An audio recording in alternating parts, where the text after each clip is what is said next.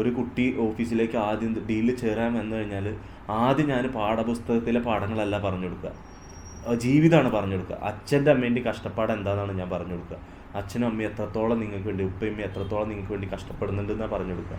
അതിലൂടെ മനസ്സിലാക്കുന്ന ഒരു കുട്ടി പോലും, അത് അച്ഛനമ്മേനെയും പഠിക്കുന്ന അല്ലെങ്കിൽ പേരൻസിനെ പഠിക്കുന്ന കുട്ടികൾ ഒരിക്കൽ പോലും തെറ്റിയില്ല.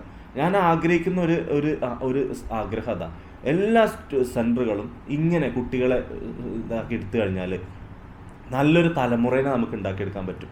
ഈ കുട്ടികളെ ഒരു പ്രായത്തിലുള്ള ഈ 15-16 കുട്ടികളെ ആഗ്രഹിക്കുന്ന ലൈഫ് അവരെ എന്തും ആഗ്രഹിക്കാൻ പറ്റും. പക്ഷെ അതല്ല ചെയ്തു കൊടുക്കേണ്ടത്. ഒരു കോളേജ് ലൈഫ് ഒരിക്കലും 15 വയസ്സായ കുട്ടികൾക്ക് കൊടുക്കാൻ പാടില്ല. ഒരു ഡിസ്റ്റൻസ് കീപ്പ് ചെയ്യണം. മക്കൾ തമ്മിൽ അവർക്ക് എന്താണ് തെറ്റ് ശരിയെന്ന് അറിയില്ല. തുറന്ന് പറയുകയാണ്, ഒരു ആൺകുട്ടി പെൺകുട്ടി എന്നുള്ളത് വ്യത്യസ്തം തന്നെയാണ്. 15 ഈ ഒരു കൗമാരപ്രായത്തിൽ അവർക്ക് അതറിയില്ല. ആ ഒരു വ്യത്യസ്തത നമ്മൾ വേണം പറഞ്ഞ് മനസ്സിലാക്കി കൊടുക്കാൻ. ഇതൊക്കെ ഞാൻ പരിശ്രമിച്ചു കൊടുക്കാറുണ്ട്. പക്ഷേ എല്ലാവരും അത് ഫോളോ ചെയ്യുകയാണെങ്കിൽ എനിക്ക് തോന്നുന്നു നല്ലൊരു തലമുറേനെ നമുക്ക് ഉണ്ടാക്കിയെടുക്കാൻ സാധിക്കും. നല്ലൊരു കുട്ടികളെ നമുക്ക് ഉണ്ടാക്കിയെടുക്കാം. അത് കുറേ കാര്യങ്ങൾ ഡിസ്റ്റൻസ് ചെയ്യണം.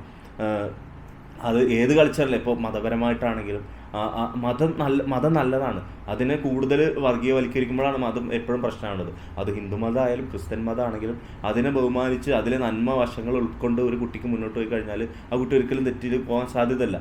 അപ്പോൾ മതമായാലും സമൂഹത്തിനായാലും പേരൻസിനായാലും പഠിച്ചു പോകുന്ന കുട്ടിക്ക് ഒരിക്കലും തെറ്റ് ചെയ്യാൻ പറ്റില്ല. അപ്പം ഞാൻ എപ്പോഴും പറഞ്ഞു കൊടുക്കണം ഇത്തരത്തിലുള്ള കാര്യങ്ങളാണ്.